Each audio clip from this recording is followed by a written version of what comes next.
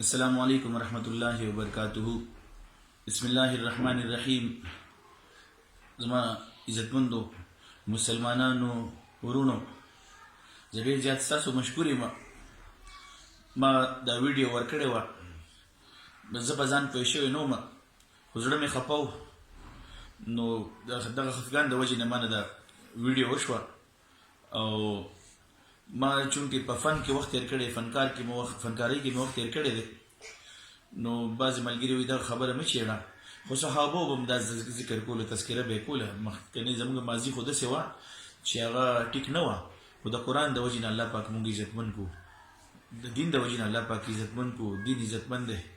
دا ځکه زه دغه کارګزاري کوم چې واقعي هغه ژوند داسې و چې ډېر په لړزان ژوند و، خو د عزت الله پاک په دین کې ایښی دی.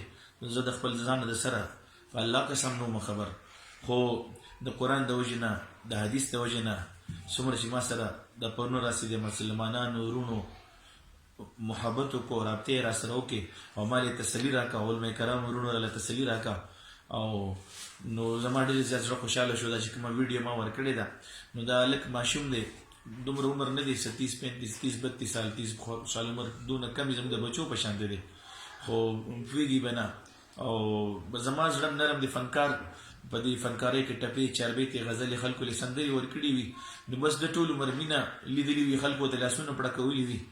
نو دا ما ته ټولو استادانو هم راته وایي، خپلو مفتیانو صاحبانو هم راته وایي چې په دین کې لږې سختې راځي. نو الله دې وکړي چې زما دا زندګي واقعي چې دین طرف ته راغلي، خو په الله قسم توبه مې کړې ده، په الله قسم ما توبه کړې ده. خدای ته خو پته ده. او شهرت مې سم ډېرو، ګانې مې مشهورې نه وې، خو شهرت مې سم ډېرو. زما فنکارانو ورونو ته پته ده، بغیر د فلم د ګانو نه زما شهرت و. او دا هغه شهرت زندګي الله رانه واخېسته، د الله په فضل سره ما هغې نه توبه کړه او ځان مې ګمنامۍ ته واچولو.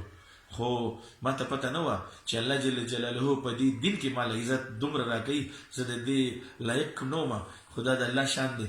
نو دغه ملګري باره کې ما چې کومه ګیله کړې وه، دی خیر دی نه پوهېږي، او ملګرو چې کوم کومنټونه پرې وکړه او خیریه ورته کوي، نو خیر زه ورته خیري نه کوم.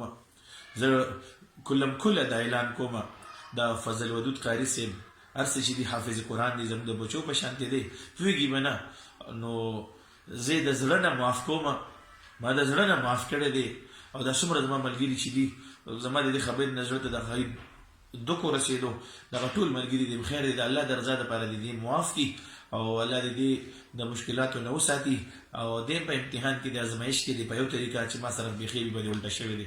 زم په امتحان کې ما ته استادان ووي، خپل علما کرامو راته ووي، او مفتي زین العابدین زین الله زین صاحب راته د مردان نه زما ډېر خوږ ورور دی، مفتي صاحب دی، هغه راته وایي چې زما په مشوره باندې یو بله ویډیو ورکړه او ورته ووایه.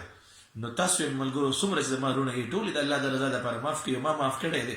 زما چا سره نه دشمني شته، نه مې اول چا سره دشمني وه، نه مې اوس چا سره دشمني وه. بس دې هلک سره په دې سره شو شیطان پکې راغلو منځ کې، او زما ټول سوات مې قدر کوي، ټول خیبر پښتونخوا مې قدر کوي. ما ته دا پته نه وه. اوس ډېر زیات خوشحاله شوم. امید کوم چې خدای به زما هغه توبه قبوله کړې وي، زما هغه توبه به الله قبوله کړې وي. فرشتو اعلان کړي چې د خلکو په زړه کې ورته محبت واچوه. نو ما ته دومره خلکو دومره ملګرو ټلیفون وکړو چې زه ډېر زیات خوشحاله شوم. او دې کوم ملګرو چې ما له تسلي راکړه، الله جل جلاله دې دوی خوشحاله ساتي. او ملګرو په الله قسم چې کوم ځای کې څوک دې ډېر خوشحاله ژوند تېروم، بس د قرآن مطابق مې ژوند تېرېږي، مدرسه کې مې ژوند تېرېږي، بچي مې مدرسه کې دي، لور مې مدرسه کې ده، زه لور به مې یو ځای فارغېږو انشاءالله. کور کې مې مدرسه جوړه کړې ده. نور ټول علما کرام څومره دي په الله قسم چک د چالیمان دي، ما سره مینه کوي. چاته چې تبلیغي حضرات دي ما سره مینه کوي. او د دې عوامو نه خو خبر نه وم، د دې عوامو نه زړه خبر نه وم، مې دا خلک په موږ باندې څه کوي. بس خو ما سره چې د عوامو کوم مینه وکړه، کوم محبت وکړو، زه دې ته سلام کوم، سلامت وکړم، او الله مو خوشحاله ساته، الله مو خفه مه کړه. او دغه فضل ودود ما معاف کړی د الله د رضا لپاره، ټول یې معاف کړي.